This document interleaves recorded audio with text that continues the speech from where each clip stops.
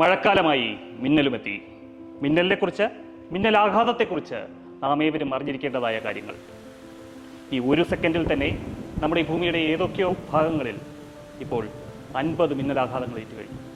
ഒരു വർഷം ഏകദേശം 24,000-ഓളം പേരാണ് മിന്നലാഘാതം കാരണം മരണപ്പെടുന്നത്. ഇതിൽ 10 മടങ്ങ് ആൾക്കാർ മിന്നലാഘാതം കാരണം മറ്റാരോഗ്യ പ്രശ്നങ്ങൾ നേരിടുന്നതായി കാണുന്നു. ഒരു മിന്നലാഘാതം ഏൽക്കുമ്പോൾ നമ്മൾ എപ്പോഴും കരുതുന്നത് ആകാശത്ത് നിന്നും നേരെ മിന്നൽ നമ്മുടെ പുറത്ത് പതിക്കുന്നുവെന്നാണ്. അതുമാത്രമല്ല, പലപ്പോഴും മറ്റു രീതികളിലായിരിക്കും മിന്നലിൻ്റെ ആഘാതം ഒരു വ്യക്തി കേൾക്കുന്നത്. ഒന്ന്, സൈഡ് സ്പ്ലാഷ്, അതായത് നമ്മുടെ അടുത്തുള്ള ഒരു സ്ഥലത്തേക്ക് ഈ മിന്നൽ പതിക്കുകയും അവിടെ നിന്നും മിന്നൽ നമ്മുടെ പുറത്തേക്ക് വരികയും ചെയ്യുക. 2, കോൺടാക്റ്റ് സ്ട്രൈക്ക്, അതായത് നമ്മുടെ ഒരു വസ്തുവിൽ പിടിച്ചു നിൽക്കുകയും ആ വസ്തുവിലേക്ക് മിന്നൽ പതിക്കുകയും അതിൽ നിന്നും നമുക്ക് ഒരു വൈദ്യുതാഘാതം ഏൽക്കുക എന്നുള്ളത്. മൂന്നാമത്തത് ഗ്രൗണ്ട് കറണ്ട്, അതായത് ഭൂമിയിലേക്ക് മിന്നൽ പതിക്കുകയും അവിടെ നിന്നും എനർജി അല്ലെങ്കിൽ വൈദ്യുതി നമ്മുടെ ഉള്ളിലേക്ക് പ്രവേശിക്കുന്നതുമായ. നമ്മുടെയൊക്കെ സ്കൂളിൽ പഠിച്ചിട്ടുണ്ടായിരിക്കും വൈദ്യുതി സഞ്ചരിക്കുന്നിടത്ത് റെസിസ്റ്റൻസ് എന്നൊരു കോമ്പണന്റ് വരാമെന്ന്. അതുപോലെ തന്നെയാണ് നമ്മുടെ ഉള്ളിലേക്ക് ഒരു വൈദ്യുതി പ്രവഹിക്കുകയാണെങ്കിൽ ഏറ്റവും കൂടുതൽ അത് സഞ്ചരിക്കാൻ ആഗ്രഹിക്കുന്നത് നമ്മുടെ നാഡീ വ്യൂഹങ്ങളിൽ കൂടെ തന്നെയാണ്. അത് കഴിഞ്ഞാൽ നമ്മുടെ രക്തം, അത് കഴിഞ്ഞാൽ ഹൃദയം, അതായത് മസിലുകളിൽ കൂടെ. അതുകൊണ്ട് തന്നെ ഒരാൾക്ക് വൈദ്യുതിയാഘാതം ഏൽക്കുകയാണെങ്കിൽ ഏറ്റവും കൂടുതൽ ഡാമേജ് ഉണ്ടാകുന്നത് ഈ അവയവങ്ങൾക്കായിരിക്കും. ഇനി അഥവാ നമുക്ക് ഒരു മിന്നലേൽക്കുന്ന ഒരു സ്ഥലത്ത് പെട്ടുപോയി എന്ന് തന്നെ കരുതുക. എന്താണ് ഒരാൾക്ക് ചെയ്യാൻ കഴിയുക? ആദ്യമായി തുറസായ സ്ഥലങ്ങളിൽ നമ്മൾ നിൽക്കാതിരിക്കാൻ ശ്രമിക്കുക. കെട്ടുറപ്പുള്ള ഒരു സ്ഥലത്തേക്ക് മാറാൻ കഴിയുമെങ്കിൽ ആ കെട്ടിടത്തിലേക്ക് നമ്മൾ കയറുക. ഒരു വാഹനത്തിൽ അല്ലെങ്കിൽ ഒരു കാറിൽ ഇരിക്കുന്നത് നമുക്ക് എത്രത്തോളം സേഫാണ്? തീർച്ചയായും ഒരു മെറ്റാലിക് കവറുള്ള ഒരു കാറിൽ ഇരിക്കുകയാണ് അല്ലെങ്കിൽ ഒരു വാഹനത്തിൽ ഇരിക്കുകയാണെങ്കിൽ നമുക്ക് അതൊരു സംരക്ഷണം തന്നെയാണ്. പക്ഷേ നമ്മൾ ജനാലകൾ പൊക്കി വയ്ക്കാൻ തീർച്ചയായും ഓർത്തിരിക്കുക. ഒരുപക്ഷെ നിങ്ങൾക്ക് കെട്ടുറപ്പുള്ള ഒരു സ്ഥലത്തേക്ക് എത്താൻ കഴിയുന്നില്ല, നിങ്ങൾ ഒറ്റയ്ക്കാണ്. അങ്ങനെയാണ് എന്നുണ്ടെന്നുണ്ടെങ്കിൽ നിങ്ങൾക്കൊരു മിന്നൽ ഏൽക്കാൻ പോകുന്നു എന്നുള്ള കാര്യത്തിന് എന്തെങ്കിലും സൂചനകൾ നമുക്ക് കിട്ടുമോ?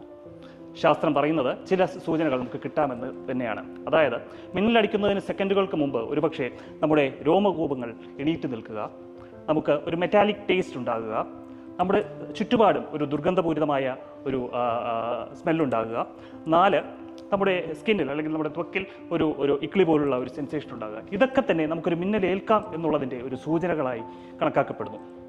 ഈ ഒരു സാഹചര്യങ്ങളിലൊക്കെ തന്നെ നമുക്ക് ചെയ്യാവുന്നതായ ഒരു കാര്യമാണ്. അതായത് നമുക്ക് മിന്നലേൽക്കാൻ പോകുന്നു എന്ന് തോന്നുന്നു, നമുക്കൊരു സ്ഥലത്തേക്ക് ഓടിക്കയറാൻ പറ്റുന്നില്ല എന്നുള്ള സാഹചര്യങ്ങൾ നമുക്ക് എടുക്കാവുന്ന ഒരു പൊസിഷനാണ് ലൈറ്റ്നിങ് പൊസിഷൻ അല്ലെങ്കിൽ ക്രൗച്ചിങ് പൊസിഷൻ എന്ന് പറയുന്നത്. അതായത് നമ്മുടെ മുട്ടുകൾ മടക്കി നമ്മുടെ ഉപ്പൂറ്റി രണ്ടും തൊട്ട് ഇരിക്കുന്ന ഒരവസ്ഥയിൽ നമ്മൾ ഭൂമിയെ തൊട്ടിരിക്കുക. അതായത് നമ്മളും ഭൂമിയും തമ്മിലുള്ള കോൺടാക്ട് പരമാവധി ചുരുക്കുക എന്നുള്ളതിനെയാണ് ഈ ക്രൗച്ചിങ് പൊസിഷൻ അല്ലെങ്കിൽ ലൈറ്റ്നിങ് പൊസിഷൻ എന്ന് പറയുന്നത്. ഈ ഒരു അവസ്ഥയിൽ നമുക്ക് അഥവാ ഒരു മിന്നലാഘാതം ഏൽക്കുകയാണെങ്കിലും അതിൻ്റെ ഇമ്പാക്റ്റ് നമുക്ക് കുറയ്ക്കാൻ കഴിയും. പറ്റുമെങ്കിൽ നമ്മുടെയും ഭൂമിയുടെയും ഇടയിൽ ഒരു ഇൻസുലേഷൻ സർഫസ് ഉണ്ടെങ്കിൽ അത് കുറച്ചുകൂടെ നല്ലത്. അപ്പോൾ ഇതൊക്കെയാണ് ഒരുപക്ഷെ നമ്മൾ പെട്ടുപോവുകയാണെങ്കിൽ തന്നെ നമുക്ക് ചെയ്യാവുന്നതായ കാര്യങ്ങൾ. ഇനി ഒരുപക്ഷെ ഒന്നും നമുക്ക് ചെയ്യാൻ പറ്റുന്നില്ല, ഒരാൾക്ക് ഒരു മിന്നലേറ്റ് വീണ് കഴിഞ്ഞു എന്ന് തന്നെ കരുതുക. ആ ഒരു ആളെ നമ്മൾ രക്ഷിക്കാൻ പോകുമ്പോൾ നമ്മൾ ശ്രദ്ധിക്കേണ്ട കാര്യങ്ങളുണ്ട്. എപ്പോഴും ആ ഒരു സീൻ സേഫാണ് എന്ന് നമ്മൾ ഉറപ്പുവരുത്തേണ്ടതുണ്ട്. അതായത് ഒരിക്കലും മിന്നലേറ്റാൽ ആ ഒരു സ്ഥലത്ത് വീണ്ടും മിന്നലേൽക്കാനുള്ള സാധ്യതകൾ വളരെ കൂടുതലാണ് എന്നുള്ളത് നമ്മൾ തിരിച്ചറിയണം. അങ്ങനെ ഒരു സാഹചര്യത്തിൽ ഓടിക്കേറിയ ആളെ രക്ഷിക്കാൻ പോയി നമ്മളും കൂടെ പ്രശ്നത്തിൽ പോകാൻ പാടുള്ളതല്ല. സീൻ സേഫാണ് എന്ന് ഉറപ്പ് വരുത്തി കഴിഞ്ഞാൽ ആ വ്യക്തിയുടെ അടുത്തെത്തുകയും അദ്ദേഹത്തിന് ഒരു ബേൺസ് അല്ലെങ്കിൽ പൊള്ളലേറ്റിട്ടുണ്ട് എന്നുണ്ടെങ്കിൽ ആ ബേൺസിനുള്ള പ്രാഥമികമായ ശുശ്രൂഷ നൽകാവുന്നതാണ്. പക്ഷേ ആ ഒരു പൊള്ളലിൽ നമുക്ക് നമ്മുടെ ഡ്രസ്സോ അല്ലെങ്കിൽ മെറ്റൽസോ എന്തെങ്കിലും ശരീരത്തിൽ ഒട്ടിയിരിക്കുന്ന ഒരു അവസ്ഥയാണെന്നുണ്ടെങ്കിൽ അത് നമ്മൾ എടുക്കാൻ ശ്രമിക്കുന്നത് അത്ര അഡ്വൈസബിൾ അല്ല. ഇനി ആ വ്യക്തി അബോധാവസ്ഥയിലാണെന്ന് വിചാരിക്കുക. അബോധാവസ്ഥയിലായിരിക്കാൻ പല കാരണങ്ങളുണ്ടാവാം.